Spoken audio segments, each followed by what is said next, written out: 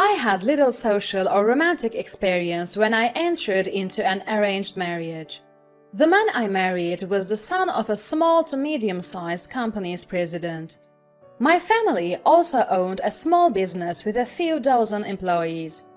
Our parents probably met somewhere and, realizing they had children of marriageable age, arranged our meeting.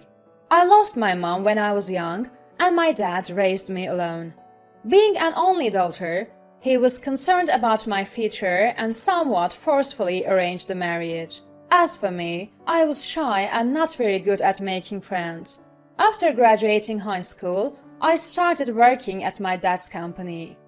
I had no part-time job experience and never went out at night. I wasn't interested in romance, so the idea of an arranged marriage actually suited me. I had a crush during my school days, but never dated anyone. The only men I interacted with were my dad and the male employees in their 40s at our company. Having almost no experience in love, I thought I couldn't possibly get married.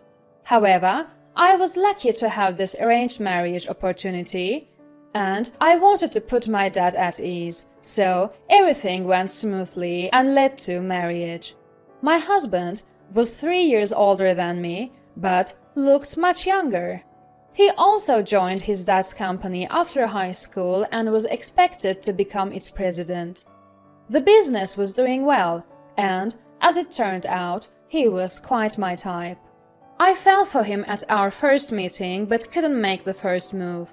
To my surprise, he proposed during our second meeting alone. Overwhelmed with joy, I happily accepted.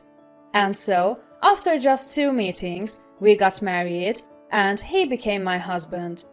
Our married life began in his parents' home. He wanted to stay close to observe his dad's work, as he would eventually take over the company. I moved in with my husband's parents as per the arrangement. My in-laws were delighted that I could live with them, which I knew would reassure my dad. But this feeling was short-lived, starting from the second day of our marriage. I lost my mother when I was young, so I can do all kinds of household chores. Well, I thought I could. That morning, as I went down to make breakfast before my husband woke up, I found my mother-in-law, Grace, already awake. "Oh, good morning. You're late. Have you cleaned the entranceway yet?" I was surprised. It was only 6 a.m. "I'm sorry, I'll quickly clean the entranceway," I said, rushing to sweep the front door area. So, cleaning the entrance is a morning routine in my husband's house. I resolved to wake up earlier from the next day. Then, I prepared breakfast for 4, but my husband didn't come down for until 7 a.m. Instead of eating right away, he lay on the sofa watching TV. "You should first serve coffee and the newspaper when your husband wakes up," Grace said, while eating her breakfast, startling me. "I apologize," I responded, handing my husband his coffee and the newspaper. He didn't even look at me, just drank his coffee and read the paper. I really need to learn more. I reflected on my lack of experience and tried harder from the next day. Initially, I attributed Grace's constant nagging to my inexperience and followed her instructions. Eventually, when our daughter was born, I had to juggle childcare with everything else. Grace never interfered in household or childcare matters, continuing her relentless criticisms. I kept telling myself it was due to my immaturity. One day, unable to bear Grace's constant complaints, I appealed to my husband. "Grace criticizes me every day. I can't stand it," I said in tears. However, my husband dismissed it. "It's your fault," he said indifferently. Feeling like I was about to break, I said, "I know I have my faults, but Grace goes too far.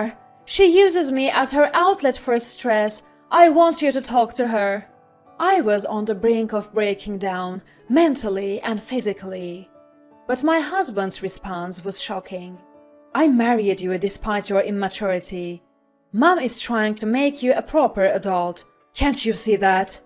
he retorted angrily. "Even so, Grace's behavior is excessive," I argued. Suddenly, he became calm and said, "If you speak ill of Mom, let's get a divorce. Go back to your parents' house." He left the room. I couldn't comprehend his words at first.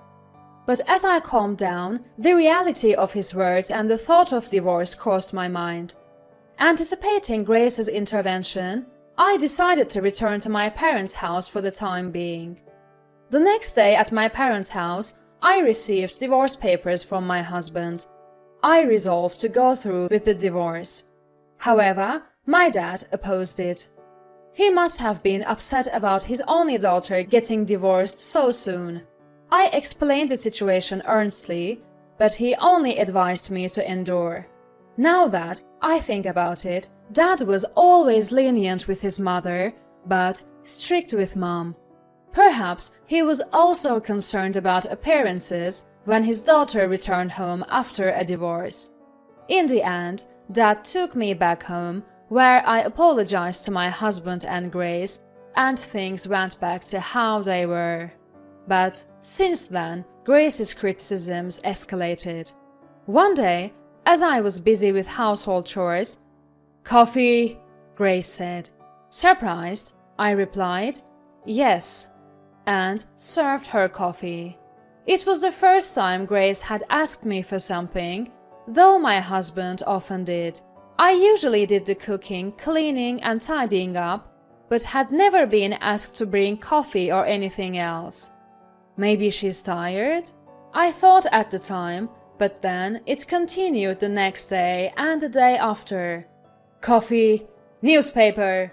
She would just sit on the sofa, not moving at all.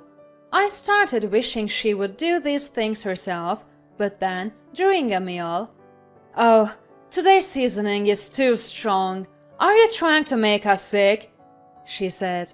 I replied, "I'm sorry, I'll remake it." But she said, "No, it's okay. It would probably be the same anyway," eating her meal while clearly complaining. I had been criticized for my seasoning before, but this time she added spiteful comments. I was a bit angry but could only apologize. "I'm terribly sorry. I'll be more careful in the future." I apologized again. My husband and father-in-law, Daniel, seemed unconcerned, laughing while watching TV. Only my daughter looked at me with concern. Honestly, I didn't want her to see me being scolded.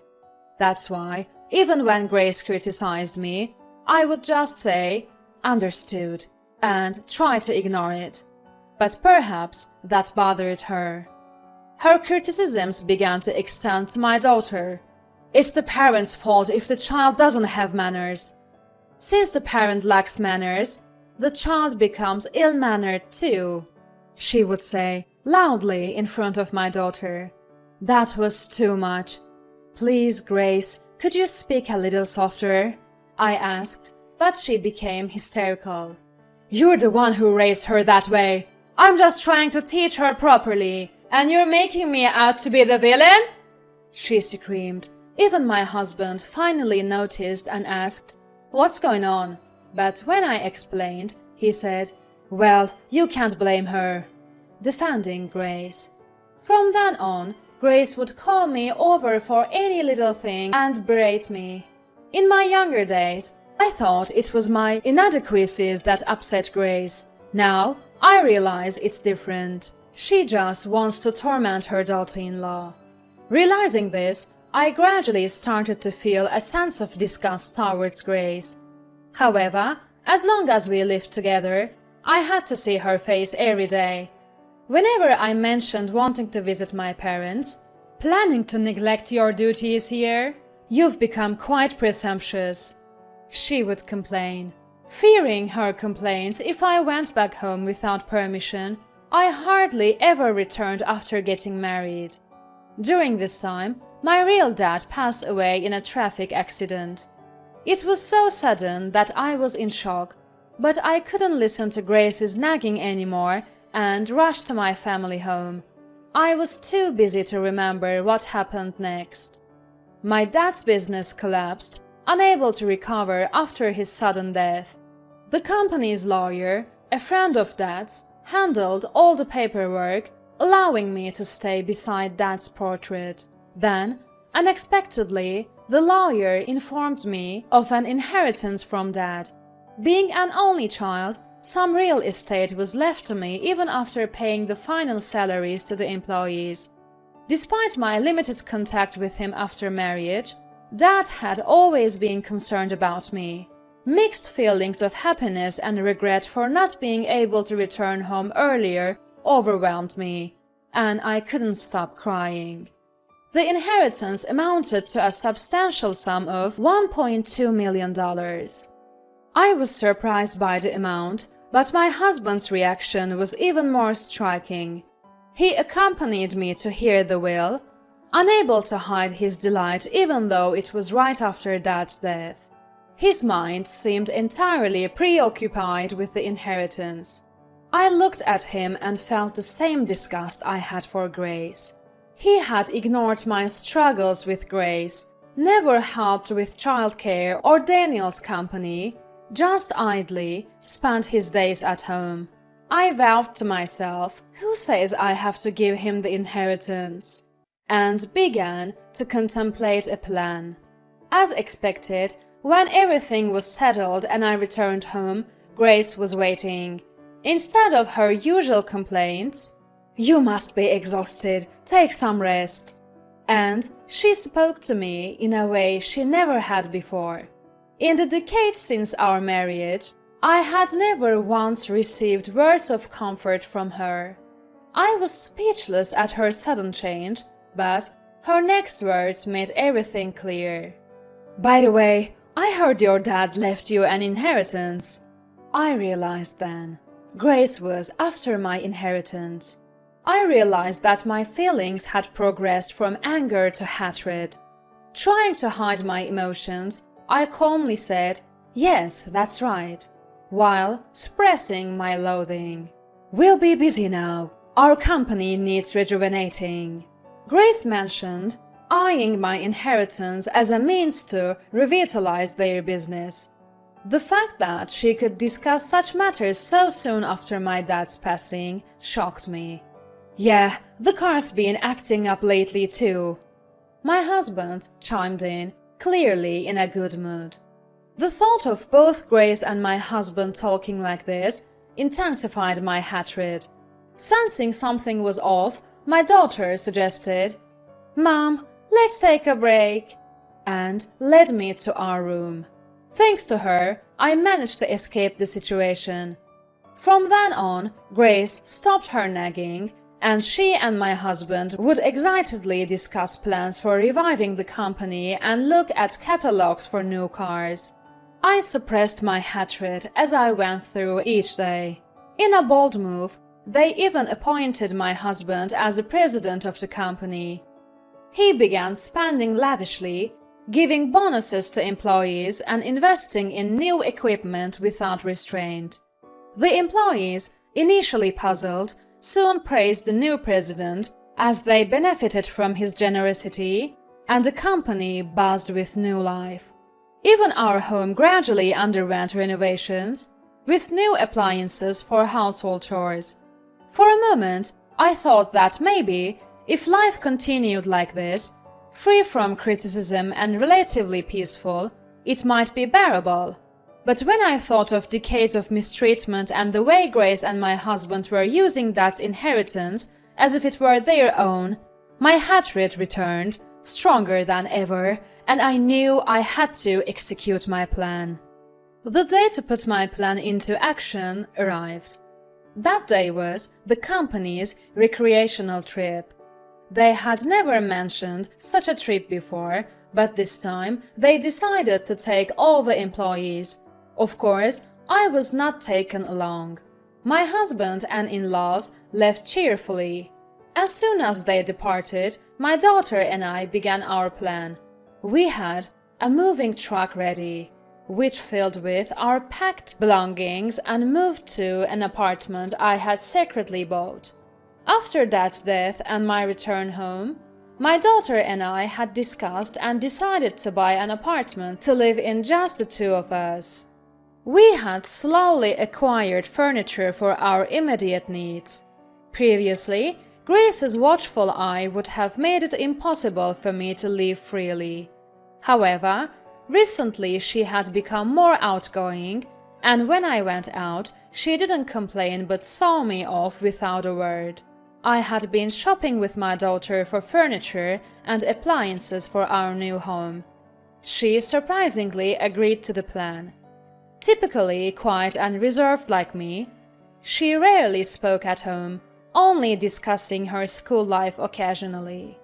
She had always known about Grace's bullying and had supported and defended me. Grace's mood swings often affected her too, which is why she agreed to the plan. I had been mostly forbidden by Grace to go out with my daughter, as she claimed it would neglect the household chores.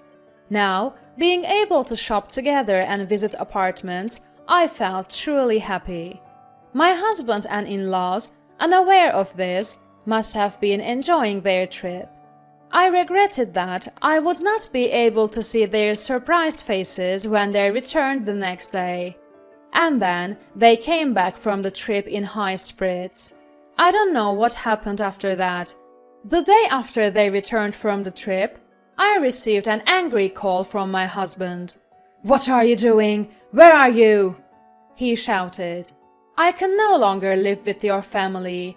That's why I left the house. My daughter is with me," I calmly replied. "I've been supporting your immaturity all this time." His words confirmed he had always looked down on me.